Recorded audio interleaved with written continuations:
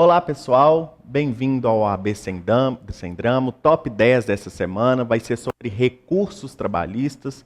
Meu nome é Ítalo Moreira, eu sou professor de Direito Material e Processual do Trabalho, sou especialista, mestre e doutorando em Direito do Trabalho pela Pontifícia Universidade Católica de Minas Gerais, a PUC Minas, e nessa semana nós vamos trazer 10 dicas para vocês gabaritarem as questões relacionadas aos recursos trabalhistas.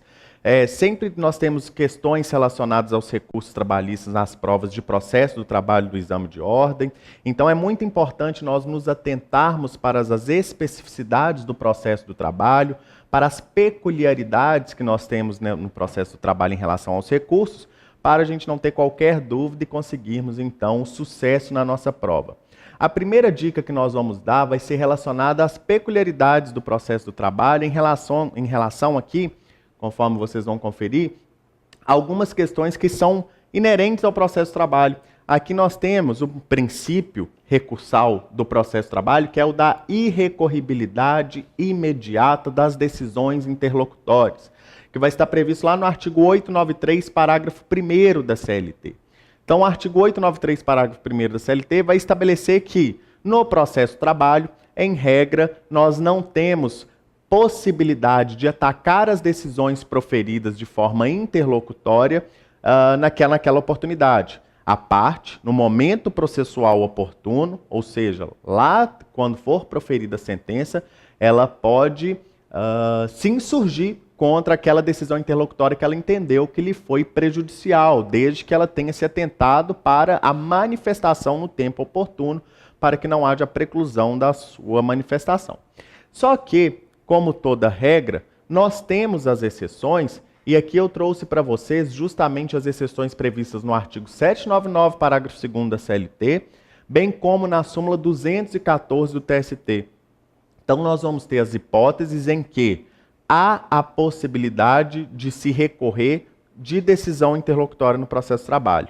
Relembrando, em regra não é possível. Em regra, a parte ela deve manifestar o seu inconformismo, constando os seus protestos contra aquela decisão que ela entende que lhe traz um prejuízo. Contudo, quando chegar na sentença, ela pode manifestar a sua insurgência no seu recurso ordinário à época própria. Mas nós temos as exceções, e como nós sabemos que no direito a gente tem que trabalhar muito pelas exceções, porque é justamente a parte que vai trazer essas peculiaridades, que vai diferenciar em relação a essa regra geral que é colocada, nós vamos trabalhar. A súmula 214 do TST, ela vai trazer 3 alíneas que contemplam as hipóteses de recurso dessas decisões interlocutórias. A primeira hipótese que está prevista aqui é utilizando-se do recurso de revista, que vai falar, a linha A fala que é possível, caberá recurso da decisão do TRT contrária à súmula ou OJ do TST. Então, quando houver a própria decisão interlocutória, né, que for contrária à súmula do TST, vai caber o recurso de revista para o TST para que o mesmo possa modificar a decisão na medida em que se mostrar presumidamente errada, né, pois contraria os próprios entendimentos do Tribunal Superior do Trabalho. Por isso que há essa possibilidade aqui prevista na súmula 214, a linha A. Já na linha B, vai trazer a possibilidade da interposição do recurso interno. O que é um recurso interno? É o recurso para o próprio tribunal analisar, correto? É um recurso que o próprio tribunal vai analisar a decisão proferida, por vezes até mesmo uma decisão monocrática proferida por um desembargador, e a parte ela vai fazer um recurso interno, por vezes um agravo interno, né? Uma vez que busca-se, então, evitar que sejam interpostos recursos para órgãos de hierarquia superior, o que não vai ocorrer aí, no caso, em análise, né? De toda maneira, nós temos ainda a linha C, e a linha C eu vou chamar a atenção aqui dos senhores, porque ela vai falar da possibilidade de decisão interlocutória, da possibilidade de recurso da decisão interlocutória que acolher a exceção de incompetência territorial e determinar a remessa dos autos para TRT distinto ao qual está vinculado, ao qual foi distribuída aquela ação. Percebam que, inclusive, atenção eu chamo aqui dos senhores e das senhoras, porque o exame de ordem já cobrou essa situação.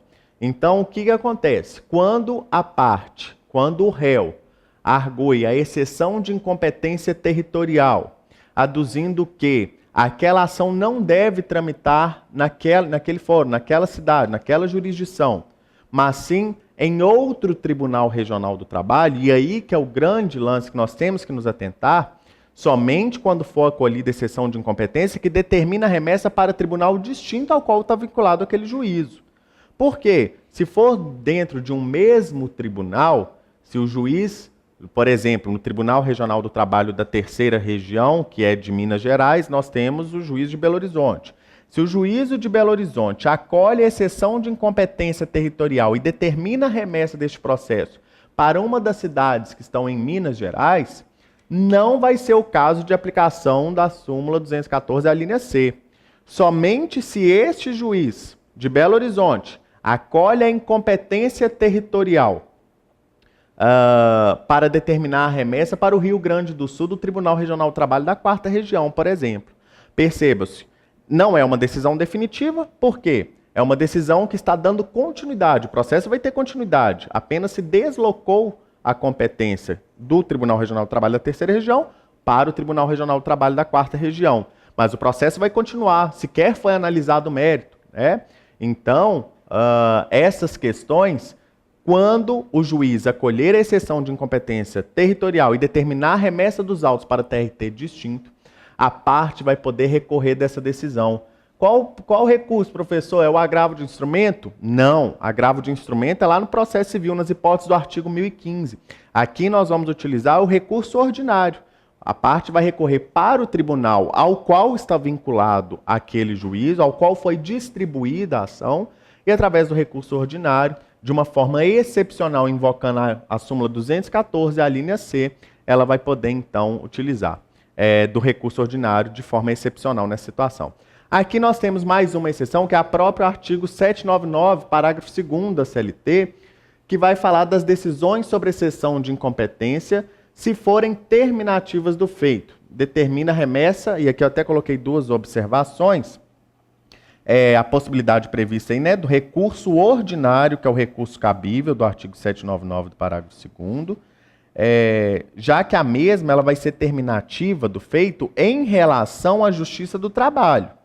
Então, se for conferida, por exemplo, se for arguída e constar a incompetência absoluta, que declara-se a incompetência da Justiça do Trabalho para processar e julgar aquele feito, e o juiz entende que deve ser remetido os autos para a Justiça Comum Cível, por exemplo, percebam-se que está terminando o processo na Justiça do Trabalho, mas esse processo não se esgotou. Isso é uma decisão interlocutória, uma vez que o processo vai ter continuidade lá na Justiça Comum Estadual, na vara civil ao qual for distribuído. Então, nessa hipótese também, é possível a parte atacar com a utilização do próprio recurso ordinário, quando há determinação, e aqui como eu coloquei para vocês, com a remessa para o próprio tribunal, para a justiça distinta, né? A utilização do cabimento é o recurso ordinário, nessa hipótese prevista aí no 799, parágrafo 2º. Aqui eu trouxe para vocês poderem conferir, uma prova de 2013, do 10º Exame Unificado da OAB, para nós percebermos como que a OAB trabalha essa situação. Olha só, como que diz a questão. Uma reclamação trabalhista é ajuizada em São Paulo, TRT da 2ª Região, e na audiência designada, a reclamada apresenta resposta escrita sob a forma de contestação e exceção de incompetência relativa em razão do lugar, pois o autor sempre trabalhar em Minas Gerais, que na sua ótica deve ser o local onde tramitará o feito. Só chamando a atenção para os senhores aí, pela nova regulamentação da reforma trabalhista em relação à exceção de incompetência territorial, que a parte tem que fazer antes da audiência, observado o prazo, podendo a possibilidade do recipiente, inclusive, arguir no foro em que ele entende ser devido, só para a gente deixar a questão até mesmo atualizada com a reforma, mas não é o que vem ao caso aqui no sentido da questão recursal, que é o que nos interessa. Após conferida vista ao exceto, na forma do 800 da CLT, e confirmada a prestação dos serviços na outra localidade, o juiz acolhe a exceção e determina a remessa dos autos à capital mineira, Minas Gerais, TRT da 3ª Região. Desta decisão, de acordo com o entendimento do TST e independentemente do seu mérito, qual vai ser qual vai ser a opção correta dentre as assertivas colocadas pelo examinador da ordem. Vamos ver? Cabe de imediato recurso de agravo de instrumento para o TRT de São Paulo por tratar-se de decisão interlocutória. Tomem cuidado. Por que está falsa essa alternativa? Porque não é hipótese de agravo de instrumento. Agravo de instrumento em decisão interlocutória é no processo civil. Agravo de instrumento aqui ele vai ter uma finalidade distinta no processo de trabalho daquelas utilizadas no artigo 1015 do processo civil. A linha B vai falar, a assertiva B vai falar, nada há a fazer, pois das decisões interlocutórias na Justiça do Trabalho não é possível recurso imediato. Percebam que aqui o examinador ele coloca a regra sem se atentar para a exceção. Por isso que a alternativa B está errada. Porque realmente, em regra, as decisões interlocutórias na Justiça do Trabalho não são passíveis de recurso imediato. Contudo, pela hipótese tratada na questão na situação fática por ele trazida, é possível sim, conforme nós já estudamos. Na linha C fala, compete à parte deixar consignado o seu protesto e renovar o inconformismo no recurso ordinário que for interposto após a sentença que será proferida em Minas Gerais. Nós sabemos também que essa está errada, porque há a previsão na súmula 214 da possibilidade de cabimento imediato de recurso ordinário ao TRT ao qual foi distribuída a ação em que se discute a exceção ou não, que é justamente a assertiva, a linha C, a linha D, perdão, conforme está descrito aqui, cabe de imediato a interposição de recurso ordinário para o TRT de São Paulo. Então, atentem-se a essa questão, porque já foi cobrada e é importante nós visualizarmos como o examinador tem exigido essas situações. Agora nós vamos já para a top dica número 2, para a gente poder atentar, já que já falamos aqui do princípio da irrecorribilidade, das exceções trazidas pela súmula e pela própria legislação. A dica número 2 que nós trazemos para vocês é a relacionada à representação processual dos recursos. Correto? A representação processual dos recursos, e aqui eu chamo atenção para uma súmula que é muito cobrada, seja nessa parte de recurso, seja na parte até mesmo quando trata do ius postulandi por si só, lá no 791 da CLT. Então, o que trata, de que nós temos aqui essa situação? A regra no processo de trabalho é que as partes podem socorrer do jus ou ius postulandi, como alguns dizem, para poder elas mesmas assumirem aí a defesa de seus interesses na Justiça do Trabalho sem a representação de um advogado. Apesar delas não possuírem a capacidade postulatória, elas podem exercitar, pela própria previsão legal prevista no artigo 791, elas podem exercitar esse direito para poder observar o seu acesso à justiça e efetivar o próprio comando constitucional nesse sentido. Contudo, nós temos algumas exceções, e essas exceções têm que ficar claras, porque elas são cobradas, e não foi cobrada somente em um exame de ordem, já vi vários exames de ordem cobrando essa situação, das hipóteses em que a parte encontra-se limitada à sua atuação pelo ius postulandi, ou seja, em que vai ser necessário a presença de um procurador com capacidade postulatória para representar os interesses daquela parte. E aí a súmula 425 do TST, ela vai trazer essas situações. Confiram comigo como está descrito.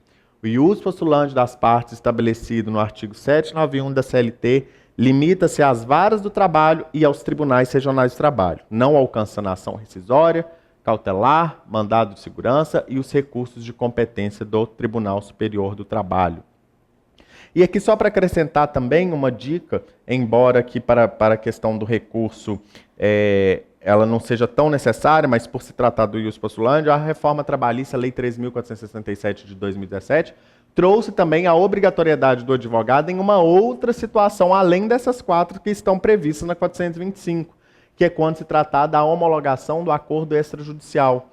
As partes que firmarem acordo extrajudicial necessariamente têm que estar representadas por advogados distintos, como está previsto na CLT. Então, além da presença do advogado nessas 4 hipóteses, a reforma à Lei 3.467 também trouxe a obrigatoriedade da representação por um profissional habilitado quando se tratar do requerimento feito pelas partes para homologação de acordo extrajudicial, que devem estar assistidos por advogados e advogados distintos, o autor com seu advogado e o réu com seu próprio advogado. Voltando para a questão que nos interessa aqui em relação aos recursos do processo de trabalho, nós vemos então que nesta possibilidade a parte pode recorrer utilizando-se do ius postulandi? Depende. Qual o recurso que ela vai utilizar? Se for um recurso utilizado para o próprio Tribunal Regional, por exemplo, o recurso ordinário, embora não seja comum, a interpretação jurisprudencial permite que seja feito esse recurso pela própria parte, sem que ela esteja representada por advogado. Então, não são todos recursos que a parte não pode se valer sem a presença do advogado. O recurso ordinário, até mesmo por ele possuir o efeito devolutivo amplo, vai devolver toda a matéria fática e a matéria de direito para o tribunal correspondente, permite que a própria parte faça a sua fundamentação de forma, embora uma fundamentação simples, porque a própria CLT estabelece a simplicidade nessa situação, permite a utilização. Agora, quando se tratar para recursos para tribunais superiores, quando se tratar de ação rescisória, mandado de segurança, ação cautelar, né, inclusive houve até mesmo a modificação no CPC de 2015 em relação a este último instrumento processual, a parte necessariamente tem que estar com o advogado. E aqui eu trouxe, né, já ilustrando essa situação da representação processual, eu trouxe uma dica, né, um exame, de olho na OAB, né, uma prova, o próprio exame da OAB, uma prova de 2017, muito recente, inclusive, né, que a gente vai ver como que tem sido trabalhada essa questão. Vamos conferir. Rita é engenheira e trabalhou na empresa Irmãos Construtores Limitada por 3 anos. Ao ser dispensada, ajuizou a ação trabalhista em face da ex-empregadora. Como tinha experiência na área de recursos humanos de empregos anteriores, decidiu ela própria fazer sua defesa jurídica, não buscando, portanto, assistência de advogado ou sindicato. Elaborou a petição inicial, compareceu à audiência e formulou perguntas para testemunhas e para a parte ré. Ao término da instrução, o juiz prolatou sentença de improcedência do petitório de Rita, a qual, inconformada, interpôs recurso ordinário, que teve provimento negado, sendo mantida a sentença de primeiro grau. Ainda inconformada, adotando o mesmo sistema, entendendo ter havido violação literal de dispositivo constitucional, tanto na sentença de primeiro grau como no acórdão, Rita, da mesma forma e desacompanhada de advogado, interpõe o competente recurso de revista para o TST. E aí as perguntas são as assertivas, com base na jurisprudência consolidada do TST, acerca da postulação em causa própria e assinale a afirmativa correta. Perceba, o candidato teria que ter conhecimento da súmula 425, como nós já anteriormente dissemos. E aí as alternativas para marcar correta diz que alternativa A, o recurso deverá ser conhecido e provido. Por que essa alternativa é falsa? Uma vez que a parte não pode atuar perante os recursos no Tribunal Superior, a letra A não merece ser marcada, né? Não deve ser marcada, porque justamente está em desconformidade com a súmula 425. A alternativa B fala que o recurso deveria ser endereçado ao STF em razão da alegada violação constitucional. Falsa também. O TST tem competência para analisar a violação constitucional em relação à matéria trabalhista, né? A alternativa C fala que não cabe mais recurso do julgado, o que também é falso, uma vez que existe o próprio Tribunal Superior do Trabalho que vai ter a competência para receber tanto recurso ordinário quanto recurso de revista, que nós vamos ver. E a alternativa D, que é a alternativa correta, que vai falar: o recurso deverá ter o segmento negado por irregularidade de representação. Percebem? O recurso, então, não vai poder ser sequer conhecido. Correto? Quando a gente fala que o recurso vai ter o segmento negado, significa que nem vai se atacar, nem vai se atentar para o mérito daquela questão. Já vai haver a falta, né, o apelo sequer vai ser conhecido, uma vez que não ultrapassou os pressupostos de admissibilidade, no caso aqui da representação adequada, conforme a súmula 425. Então essa é a top dica número 2, que, como vocês percebem, caiu recentemente no exame de ordem. E agora nós vamos para a terceira dica em relação aos recursos, que é a que diz em relação aos efeitos do recurso. Aqui eu trouxe uma situação para vocês verificarem, porque a regra que está prevista lá na CLT, a regra prevista na CLT é justamente que os recursos no processo do trabalho terão efeito apenas devolutivo. O que significa eu dizer que um recurso tem efeito devolutivo? Significa eu dizer que a decisão que profere, a decisão proferida que vai passível de recurso, ela pode ser inclusive executada provisoriamente. Não vai suspender os efeitos dessa decisão, o que não impede da parte, inclusive, iniciar os atos da execução provisória em relação àquela decisão. Embora ainda tenha esse recurso pendente de julgamento, a parte interessada, caso queira, pode iniciar os atos executórios de forma provisória enquanto não se transita em julgado. Então, atentem-se para isso. A regra no processo do trabalho é que os recursos são recebidos apenas no efeito devolutivo. E aqui nós temos algumas situações que são exceção a essa regra, em que eu trouxe aqui para vocês, que a parte ela pode, embora não seja recebido, a parte ela pode requerer a concessão do efeito para, se demonstrada a necessidade, inclusive até mesmo a urgência ou até mesmo o perigo de dano que pode acarretar aquela decisão, caso ela não seja suspensa, o relator ele pode inclusive conceder o efeito suspensivo. Mas isso é de forma excepcionalíssima, isso é de forma bem fundamentada e constatando inclusive a presença de perigo na execução daquela decisão de forma provisória. E aqui eu trouxe para vocês conferirem a súmula do TST, que diz no 414, a súmula 414 no seu item 1, que vai dizer que a antecipação da tutela concedida na sentença não comporta impugnação pela via do mandado de segurança, por ser impugnável mediante recurso ordinário. E aqui a segunda parte, que é importante a gente se atentar, é que fala, conforme nós vamos ver aqui, a ação cautelar é o meio próprio para se obter efeito suspensível a recurso. A possibilidade de uma questão de se pedir efeito suspensivo ao recurso, ela existe.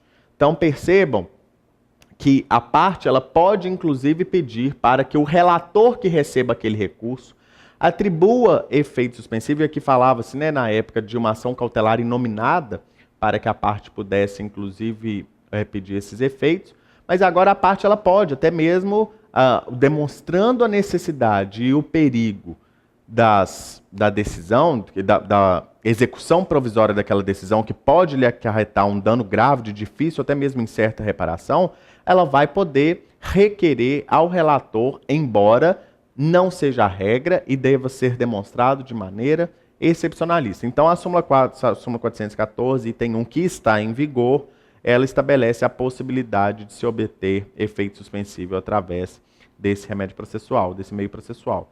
E aqui nós temos também uma outra exceção que é importante a gente se atentar, que é justamente a possibilidade de concessão de efeito suspensivo quando se tratar de recurso ordinário em dissídio coletivo. Então, nós vamos ver que a Lei 10.192 de 2001, ela traz a possibilidade de, a parte, nos recursos ordinários dirigidos ao TST, porque o TST recebe tanto recurso ordinário quanto recurso de revista, quando se tratar de relações advindas dos dissídios coletivos, até mesmo uma sentença normativa, as questões proferidas pelo tribunal, poderá ser atribuído, porque a própria lei traz a previsão da possibilidade do efeito suspensivo nessa hipótese. Percebam que são situações excepcionalíssimas, mas que nós precisamos nos atentar para caso haja essa situação trabalhada pelo examinador. Agora nós vamos ver uma questão muito importante para o processo de trabalho, muito importante para a OAB, porque é uma das questões em relação à parte recursal que mais cai na prova da ordem, que são as questões relacionadas aos pressupostos de admissibilidade. Ou seja, aquela fase de análise dos requisitos objetivos e subjetivos para que o seu recurso possa ser conhecido. Então, antes de se analisar o mérito, o julgador ele irá observar se estão preenchidos as questões processuais pertinentes, seja no campo dos pressupostos recursais extrínsecos, também chamados de pressupostos recursais objetivos, ou os pressupostos recursais, também chamados de subjetivos, ou também, para a parte da doutrina, que a chama de intrínsecos. Então, o seu recurso somente vai poder ser analisado o mérito se essas questões processuais estiverem em conformidade com aquilo que a lei estabelece. Então, é muito importante nós nos atentarmos para essa situação, e aqui é a nossa dica número 4, que vai ser justamente os pressupostos de admissibilidade. Diante da sua importância, eu até dividi a dica 4 com pressupostos de admissibilidade, parte 1, e a dica 5 também eu vou trazer outro pressuposto de admissibilidade, que é inclusive um dos que mais costumam cair na OAB, a parte 2. Então nós vamos ter duas dicas, a dica 4, que vai tratar de parte dos pressupostos de admissibilidade, e a dica 5, que também vai tratar do pressuposto de admissibilidade, mas lá nós vamos tratar de forma específica do preparo. E aqui nós temos questões relacionadas a várias formas desses pressupostos de admissibilidade, e o primeiro aqui que eu trouxe é a própria questão relacionada ao cabimento. O que seria o cabimento? O cabimento ele vai ser justamente a análise sobre a possibilidade, sobre a recorribilidade do ato e adequação do recurso interposto. Ou seja, para cada decisão, eu tenho um recurso cabível, eu tenho um recurso correspondente. Então, a lei estabelece para aquelas decisões como eu vou utilizar. Eu não posso, por exemplo, utilizar de uma decisão que denega seguimento ao meu recurso ordinário, e aí nós vamos ver que a possibilidade de recurso correspondente ao próprio agravo do instrumento, eu não posso utilizar o recurso ordinário. Por quê? Para aquele tipo de decisão, há um recurso cabível, há um recurso correspondente, correto? Então, isso que seria o cabimento, como nós falamos. Como eu disse ali, um exemplo da sentença cabe recurso ordinário, da decisão que denega seguimento vai caber agravo de instrumento. Cada um correspondente àquilo que a própria lei determina. Temos também outro pressuposto, aqui o pressuposto intrínseco, né, um pressuposto subjetivo da própria legitimidade. A legitimidade, nós vamos até utilizar a própria questão que está lá no 966 do CPC, que quem tem legitimidade para recorrer, né, quem tem legitimidade é, de acordo com o 996, a parte vencida, o terceiro prejudicado ou até mesmo o Ministério Público. Se o Ministério Público tiver atuado como parte, ele vai ser a parte vencida, caso ele vai ter legitimidade. Mas o Ministério Público do Trabalho também ele não atua somente como parte, ele pode atuar como custos legis, chamado de fiscal da lei. Então, nesse momento, ele também surge a legitimidade conferida pela própria legislação aplicável perfeitamente ao processo de trabalho para que o Ministério Público possa recorrer dessa decisão. O outro pressuposto que nós analisamos é o próprio interesse recursal. O interesse recursal sempre vai estar relacionado à questão da própria sucumbência. É uma situação que foi desfavorável, que criada pela própria decisão, em que a parte pretendia a sua procedência no caso do autor ou a sua improcedência no caso do réu. Então, diante dessa situação, há uma sucumbência da parte e aí surge para ela o interesse. Se eu ajuizo uma ação de R$10 mil de danos morais e ganho os R$10 mil, qual que é o meu objetivo de recorrer dessa decisão? Eu não tenho sucumbência, eu não tive perda, eu não tive qualquer prejuízo em relação. Então, não teria a presença do próprio interesse, que é outro pressuposto intrínseco, subjetivo de análise da própria admissibilidade. Continuando, nós temos aqui a tempestividade. Aqui que seria a própria tempestividade, né? A tempestividade é a observância da parte em relação ao tempo estabelecido pela lei para a interposição daquele recurso. A regra dos prazos recursais no processo do trabalho, atentem-se para isso, é 8 dias. Por que eu digo regra? Porque, como sempre, nós temos uma exceção. Nós temos lá, por exemplo, a questão dos embargos de declaração, que aí o prazo são de 5 dias. Então, nessa hipótese, não seria 8 dias. Os outros recursos, em regra, são 8 dias. Então, eles devem ser protocolados, observado o prazo, sob pena de não serem conhecidos pela própria intempestividade, correto? É um pressuposto extrínseco objetivo chamado da tempestividade. Temos aqui a regularidade formal. e a própria regularidade de representação. A regularidade formal é o preenchimento dos requisitos de forma do recursal. Aqui, na verdade, a própria OJ 120, ela até estabelece, né, a necessidade do advogado assinar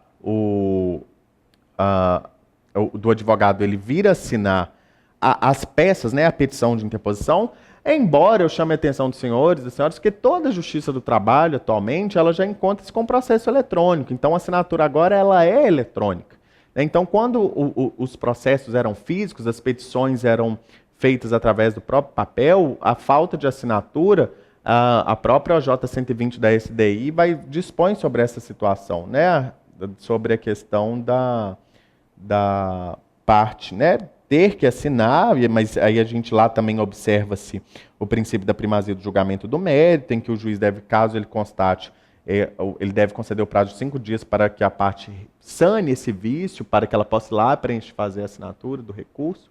Mas isso com o processo eletrônico, porque o processo só vai subir depois que o advogado poder assinar eletronicamente, que ele digitar a sua senha reconhecendo a sua certificação digital. Então, isso acaba que, com medida do tempo, pode até vir a cair em desuso, porque senão o recurso nem chega a subir, né? Você só consegue protocolar mediante a sua assinatura. E aqui, por fim, nós temos a própria regularidade de representação, que aí eu chamo a atenção dos senhores, das senhoras, para a súmula 383 do TST, que foi alterada em 2016 para se adequar às próprias disposições do Código de Processo Civil, né, que prevê que o recurso deve ser interposto por advogado com procuração nos autos, caso a parte não esteja assistida pelo ius postulandi. Então, se a parte vai fazer um recurso ordinário, o advogado ele tem que ter o documento que lhe dá poder para falar em nome da parte, que é justamente a procuração com poderes, com os poderes que forem concedidos, porque este é o documento que dá poder para um terceiro falar em meu nome.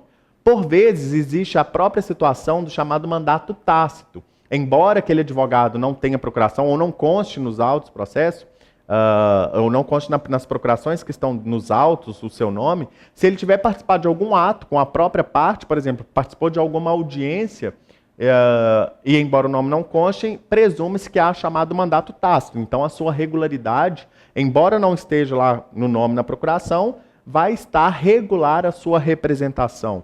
Mas aí também a súmula, como nós falamos, a súmula 383 do TST, ela estabelece a necessidade de se observar a regularidade da representação processual da parte, caso constatado que não há a possibilidade, observando o princípio da primazia do julgamento do mérito, que já foi inclusive sedimentado com o CPC de 2015, também aplicável aqui, de modo a permitir que a parte sane o vício no prazo determinado e, caso ela não sane, então somente assim o seu recurso não vai ser conhecido, caso ela, depois de intimada, continue inerte e não apresente a sua manifestação coadjuntada do documento correspondente ao qual ela foi devidamente intimada. Aqui, né, eu trouxe até os pressupostos de admissibilidade da parte 2, que é justamente o preparo. E aí o preparo, eu até deixei ele numa dica própria para vocês. Por quê? Porque o preparo, dentre estes que nós citamos, normalmente é o mais cobrado, é o pressuposto, por vezes, mais importante no sentido de número de súmulas que nós temos tratando sobre o preparo, de modo a gente poder verificar as especificidades do preparo.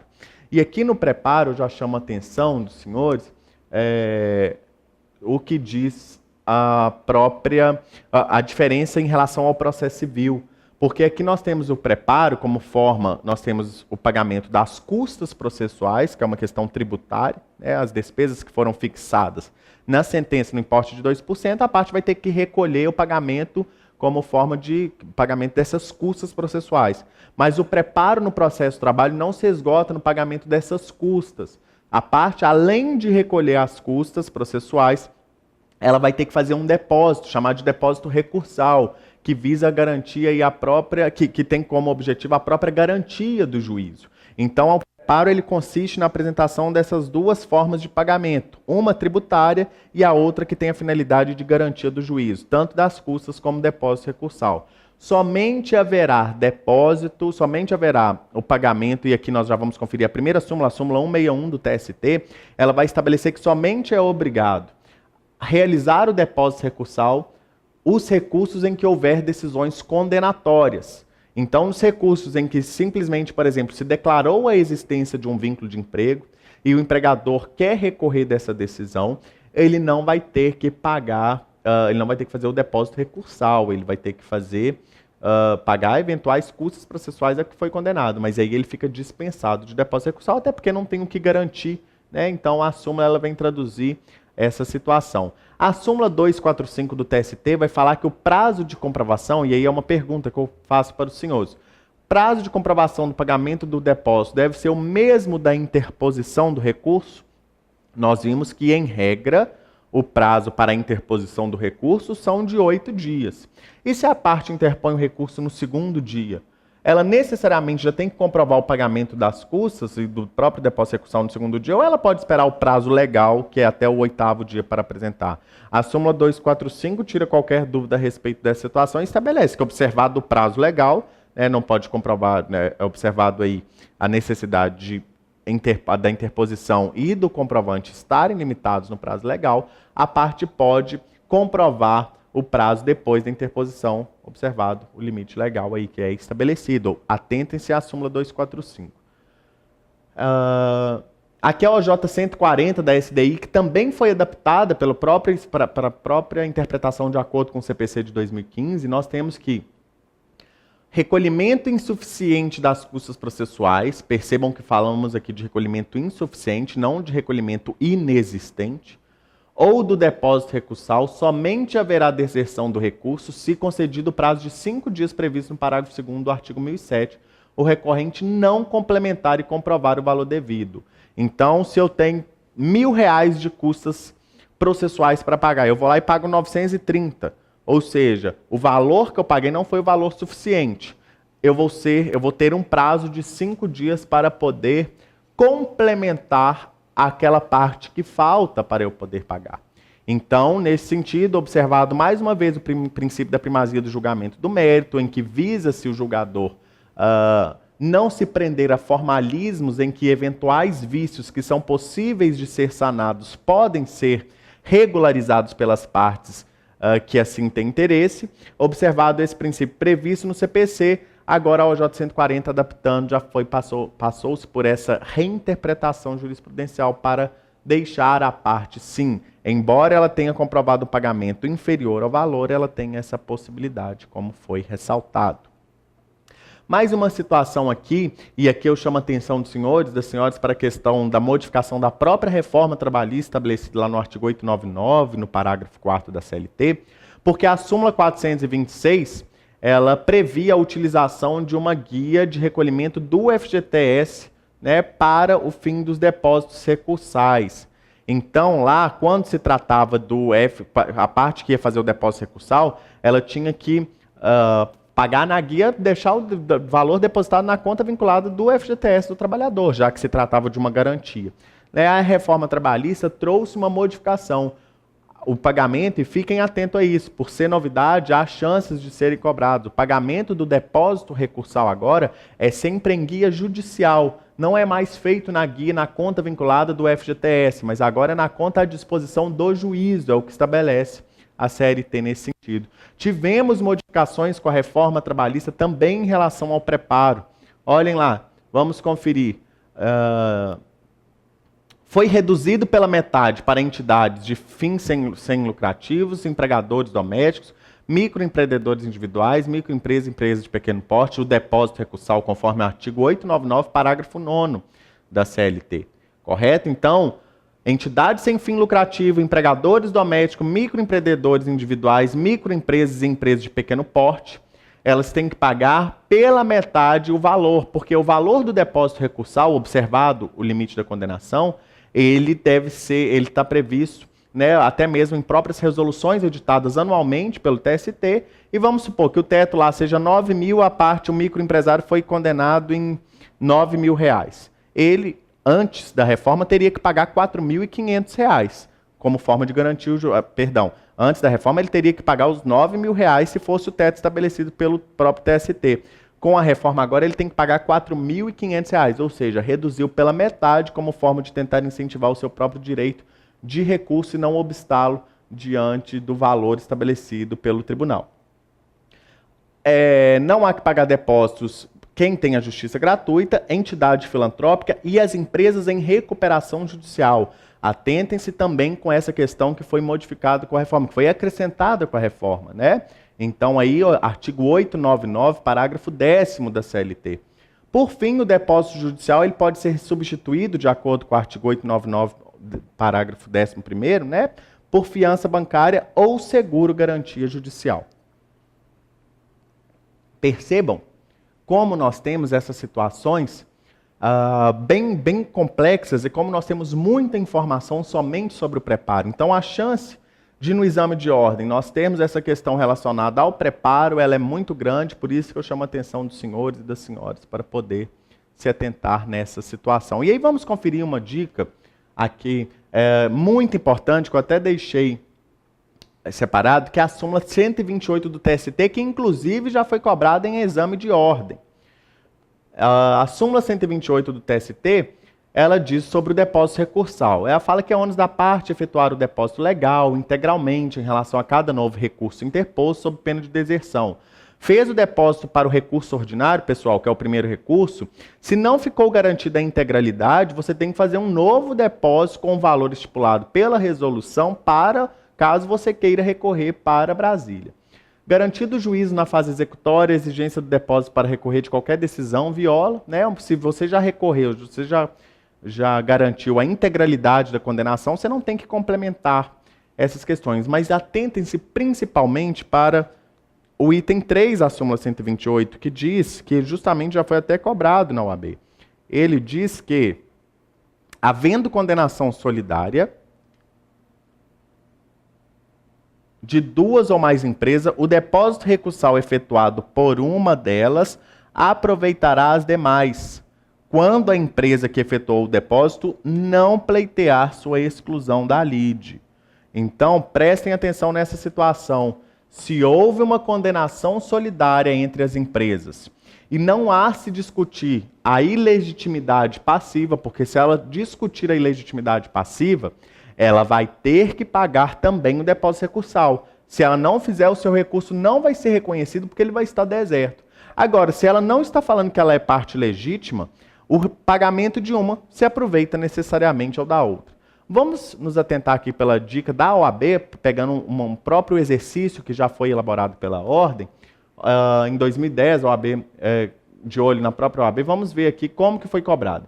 Considere que em processo trabalhista, as empresas Delta e Eco sejam condenadas de forma solidária pelo juiz do trabalho, que ambas interponham recurso ordinário, que apenas Delta efetue o depósito recursal e nenhuma delas pleiteie a exclusão da lide. Percebam, o enunciado é justamente a súmula 128, item 3 do TST. Então, se nós entendermos a súmula 128, nós vamos responder. Nessa situação, o recurso apresentado pela empresa Eco deverá ser conhecido, mas improvido em razão de não ter sido efetuado o depósito recursal. Essa aqui, a alternativa, ela está completamente errada, porque a partir do momento que você fala que não vai analisar o mérito, porque você entende que está deserto, você sequer pode ultrapassar a análise da admissibilidade. Né? Então aqui, a partir do momento que fala que conheceu, já está errado, porque caso eles entendessem que era o caso de deserção, sequer poderia ser conhecido. A linha B estabelece que vai estar apto a ser conhecido, visto que, sendo a condenação solidária, o depósito efetuado pela empresa Delta, aproveita a empresa Eco.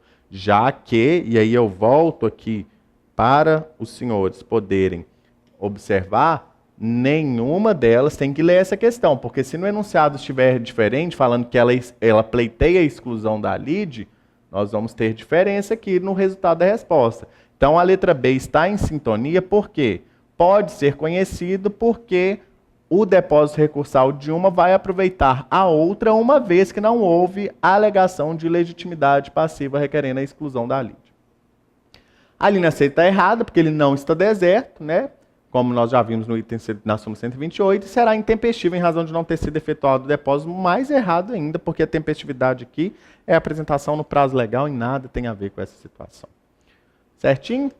Então nós vamos aqui para a próxima dica, que é a questão dos embargos de declaração. Primeiro recurso em espécie. Nós vamos rapidamente falar sobre essas situações, porque nós temos os outros recursos. Muitas questões relacionadas aos recursos trabalhistas, mas eu pretendo trazer aqui as principais para a gente poder fechar. Embargo de declaração visa sanar das decisões, omissões, obscuridades ou contradição. Então, observado essas hipóteses, ele tem previsão própria na CLT. A CLT disciplina lá no próprio artigo 897, né, como eu trouxe, 897A vai trazer. Trouxe aqui duas questões dos embargos de declaração. É possível os efeitos modificativos, correção do vício na decisão embargada, respeitado o contraditório sob pena de nulidade, salvo quando se tratar de modificação da sentença. E aí vocês têm que prestem atenção com 897A, parágrafo 2º, e a OJ 142 da SDI 1 do TST. Sempre que o juiz quiser conceder, entender que realmente há possibilidade da parte opor os embargos de declaração pedindo os efeitos modificativos, porque o juiz não se atentou para uma questão relacionada à sua própria decisão, ou porque o próprio pedido que foi omisso, que não foi analisado, agora vai trazer a procedência, já que antes trazia sim procedência, é possível. Só que a lei estabelece, no parágrafo 2º, né, como nós já falamos, a necessidade, quando o juiz se constatar com os embargos de declaração e ele for dar provimento, né, com os efeitos modificativos, o juiz ele deve oportunizar o contraditório para que a parte embargada possa então, se manifestar para somente depois haver o julgamento, sob pena do juiz que não fizer, e aí eu até falo, né, sob pena do magistrado, no caso o próprio desembargador, ministro, que não fizer, ter a possibilidade de ser declarada a nulidade daquela decisão. Apenas a OJ que nós citamos, ela fala que o juiz, no primeiro grau, ele não precisa fazer. Então, por isso que eu até disse, somente o desembargador que não fizer, que pode ter a decisão nula, declarada nula. Por que que o juiz, no primeiro grau, ao constatar a possibilidade de modificação, não é obrigado a conceder vista para a parte contrária? Porque o efeito devolutivo do processo, o efeito devolutivo para a instância ordinária, para o tribunal regional, ele é um efeito devolutivo amplo. Ele vai devolver toda a matéria, tanto a matéria fática quanto a matéria de direito. Então não haveria necessidade de intimar a parte embargada para poder manifestar pela própria questão da devolutividade, em profundidade dessa questão, conforme então, o entendimento no OJ 142. Mais uma questão dos embargos de declaração, interrupção do prazo recursal, salvo quando intempestivos, irregular a representação da parte ou ausente a sua assinatura, que também nós vimos que a questão da assinatura já vai estar ultrapassada. Se os embargos de declaração forem opostos de maneira intempestiva ou não estiver regular a representação, a regra é a interrupção. O que é a interrupção do prazo? Volta a contar do zero posteriormente, correto? Mas aí nós temos que então, se foi interposto fora do prazo, não vai poder então, o prazo não se interrompe e ele é contínuo, de forma que às vezes vai prejudicar a parte até mesmo a possibilidade de fazer um recurso daquela decisão, uma vez que não houve interrupção, e aí o próximo recurso dela provavelmente já vai estar intempestivo. Atentem-se para essas questões. Correto? Aqui a OAB já tratou essa questão, olha lá, os embargos de declaração na Justiça do Trabalho, o prazo para oposição de declaração é de 8 dias, errado, é o prazo de 5 dias, é a diferença em relação aos demais recursos. Não é passível de nulidade decisão que acolhe embargo de declaração com efeito modificativo tomada sem a parte contrária ter se manifestado, nós vimos também que é passível. Os erros materiais podem ser corrigidos de ofício ou a requerimento de qualquer das partes. Nós vamos ver que essa decisão, essa assertiva, ela está correta, porque quando é erro material, ou a parte pode provocar, ou o próprio juiz de ofício pode corrigir. E a linha D está errada ao falar que não está previsto na CLT, que se aplica ao CPC, porque nós vimos que tem previsão dos embargos sim na CLT. Correto? A próxima dica, pessoal, é o recurso ordinário. Prazo do recurso ordinário, 8 dias, ele precisa de preparo. E aqui eu quero chamar uma atenção especial. O recurso ordinário, diferentemente da apelação, ele cabe contra as decisões originárias, inclusive aquelas proferidas nos tribunais regionais. Porque a apelação é contra a sentença, ponto. O recurso ordinário cabe contra a sentença no processo de trabalho? Perfeitamente, também se assemelha nesse ponto. Contudo, nós temos diferença, como nós já falamos, em relação aos processos de competência originária. Então, se eu tenho um mandado de segurança, por exemplo, na Justiça do Trabalho, que eu tenha impetrado esse mandado de segurança diretamente no TRT, a decisão que for julgada nesse embargos do mandado de segurança, ela pode ser recorrida para o TST através do recurso ordinário. Então, o TST ele tem competência para receber tanto o recurso de revista quanto o recurso ordinário. Depende, por certo que ele recebe maior número de recursos de revista, mas ele também tem competência nos dissídios coletivos, nesses processos de competência originária que iniciam-se no segundo grau, ele também pode, como nós já falamos. E aí nós trazemos até mesmo a possibilidade de recurso ordinário nas decisões interlocutórias, como nós falamos já na nossa primeira dica, lá nas hipóteses da súmula 214, a linha C, e do 799, parágrafo 2º. Aqui nós temos uma decisão, uma questão da OAB que trata essa questão. Olhem só. Contra a decisão definitiva proferida por TRT em mandado de segurança, esse exemplo que eu acabei de dar, o processo originou-se no TRT. Cabe qual recurso? Agravo de instrumento para o TST? Prazo de 10 dias? Não, nem existe prazo de 10 dias, né, aqui como agravo de instrumento. Recurso ordinário para o TST no prazo de 8 dias. É a resposta correta, uma vez que trata-se de processo de competência originária. Recurso ordinário para o TST no prazo de 10 dias está errado. E recurso ordinário e agravo de instrumento para o TST no prazo de 8 dias também está errado. Então, nós vemos aqui que a resposta certa é a alternativa D, que vai falar recurso ordinário para o TST no prazo de 8 dias. Correto? Atentem-se a essa questão, que ele vai, muitas vezes, se confunde pela questão da diferença da própria apelação nesse sentido. Nossa dica 7, nós vamos trabalhar aqui de forma bem rapidamente o recurso de revista. O recurso de revista para o Tribunal Superior do Trabalho é um dos recursos mais complexos aqui no processo do trabalho. Então, além dos pressupostos de admissibilidade comum, ele vai ter outros, somente nas hipóteses que estão previstas lá de cabimento.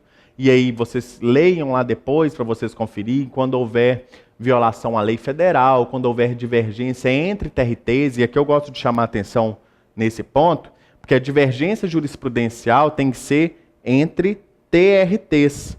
Tá? Para vocês não confundirem, até mesmo não ter qualquer pegadinha nesse sentido, a divergência entre TRT. Então, é o TRT da primeira região decidindo de um jeito e o TRT da quinta região. Não é no âmbito do mesmo TRT.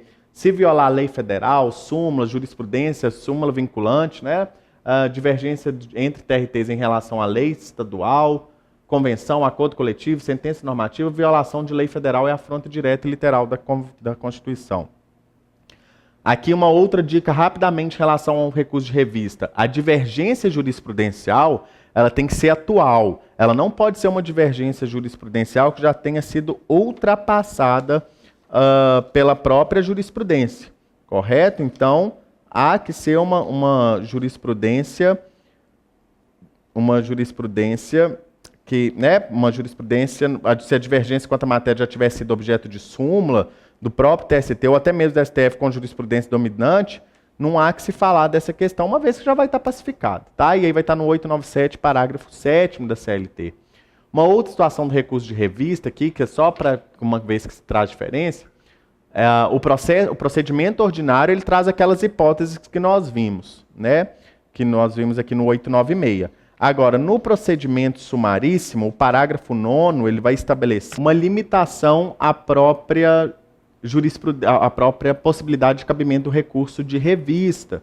Então, pessoal, é somente quando se tratar de procedimento sumaríssimo, somente quando houver violação à súmula vinculante, por óbvio, né, do STF, violação direta da Constituição ou jurisprudência uniforme do TST. Correto? Divergência entre TRTs, violação à lei federal, não importa nessa situação. E aí eu quero chamar a atenção de todos vocês para uma questão que veio regulamentada pela Lei 3.467, que foram as hipóteses de transcendência. Fiquem muito atentos à questão da transcendência no recurso de revista, porque tem muita chance de cair. Agora, a CLT estabelece a necessidade para o conhecimento do recurso de revista de outro pressuposto, então, de admissibilidade, que é a própria necessidade de haver uma transcendência, de haver, então, uma questão que envolva a toda a sociedade, que é uma questão que ultrapasse o interesse individual das partes. E a reforma trouxe as regulamentações sobre transcendência, conforme nós estamos previsto no próprio artigo 896A, parágrafo 1º, que vai estabelecer quais são os indicadores de transcendência.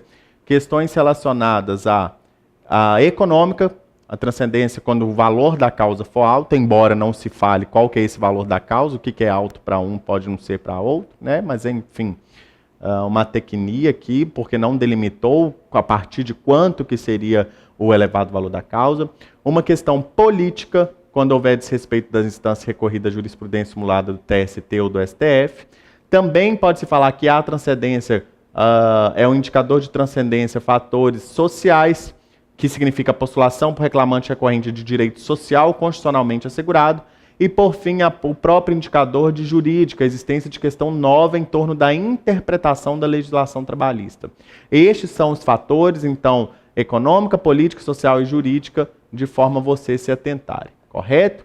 Dica 8, já chegando quase ao final das nossas dicas, nós vamos falar do agravo de petição, que tem o prazo de 8 dias, que vai caber das decisões proferidas no processo de execução, correto? Então, as decisões na fase de execução, nós vamos falar do agravo de petição.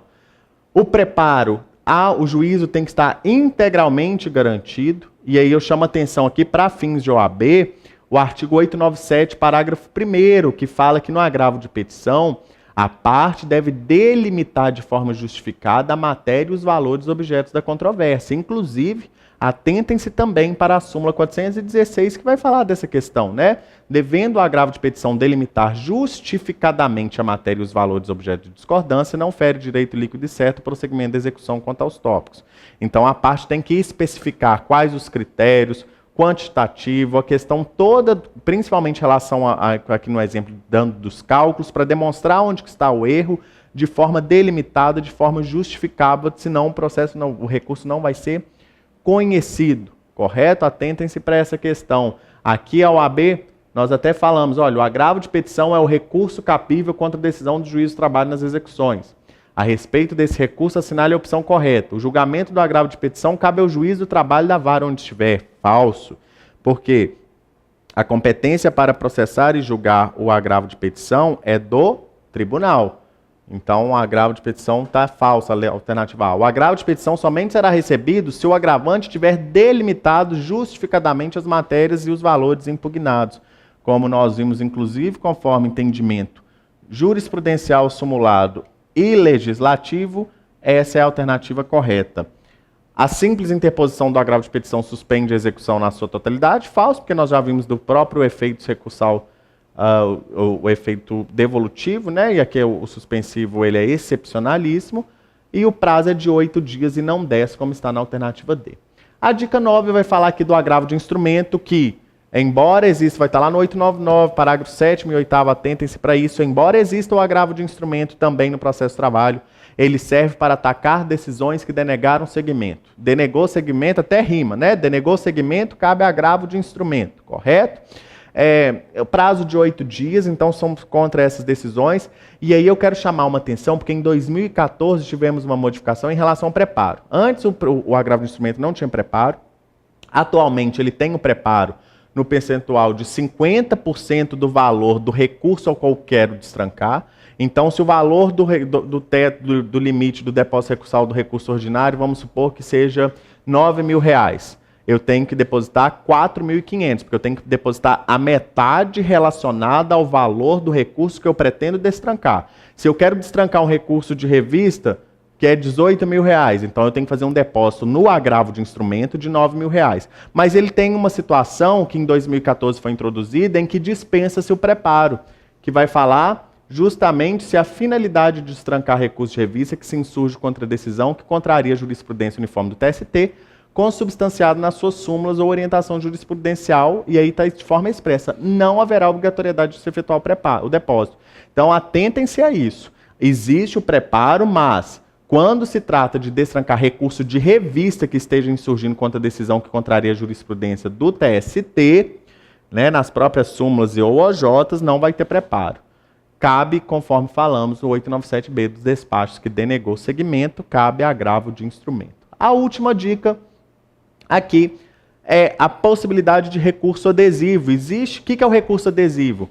É aquele que está aderindo à possibilidade recursal. As partes têm um prazo para interpor. Uma interpõe, a outra não. No prazo que a parte que não interpôs vai ter para se manifestar em respeito ao contraditório e ampla defesa do recurso inicialmente interposto, ela pode utilizar do recurso adesivo, ou seja, ela pode colar a sua oportunidade recursal, ela pode aderir ao recurso principal. Qual que é a diferença? Porque a parte ela se manteve inerte no primeiro momento. Quando ela viu que a outra recorreu, na manifestação das suas contrarrazões, ela aproveitou para poder se insurgir. A diferença é que o exame de admissibilidade do recurso adesivo fica dependente do principal. Se não for conhecido o recurso principal, o recurso adesivo também não vai ser conhecido. Percebam que eu falo conhecido. O fato do recurso principal não ser provido, ou seja, quanto ao mérito não haver modificação, não impede que haja o provimento no recurso adesivo. Mas em relação aos pressupostos de admissibilidade, em relação ao conhecimento, há uma dependência do próprio recurso adesivo. Então, subordinação da admissibilidade ao recurso principal. A súmula do TST 283, pessoal, atentem-se a ela, porque já caiu na OAB. Quais são os recursos que admitem recurso adesivo? Somente ordinário, o recurso de revista, agravo de petição e os embargos no TST. O fundamento do recurso adesivo, a parte meritória, não está vinculada ao fundamento do recurso principal, correto? E aí, por fim, o último exame aqui, o último em 2013, né? O recurso adesivo na Justiça do Trabalho assinale a afirmativa correta. É cabível e a matéria nele vinculada não precisa estar relacionada ao recurso principal. A alternativa A. A alternativa B. É incabível na Justiça do Trabalho porque não há previsão dele na CLT. Falso, né? Nós já vimos que, inclusive, tem interpretação e utiliza-se aí de forma o próprio CPC e a própria súmula 283 estabelece. É cabível pressupondo sucumbência recíproca e, caso interposto pela empresa, ela fique isenta de preparo. Não há qualquer informação nesse sentido, nem na interpretação da súmula e nem no próprio CPC nesse sentido, né? Letra D. É cabível, mas a matéria nele vinculada precisa estar relacionada ao recurso principal. Já falamos lá na própria súmula, não. A alternativa correta é a alternativa A, que fala que cabe o recurso adesivo e a matéria não precisa estar relacionada ao recurso principal. Correto? Essas foram nossas top 10 dicas em relação ao recurso trabalhista. Nós estamos à disposição de vocês. Quaisquer dúvidas, tenho certeza que estamos à total disposição. Qualquer dúvida que vocês tiverem, podem nos procurar, porque nós estamos aqui para poder lhes auxiliar da melhor forma. Tenham todos um excelente dia e muito obrigado.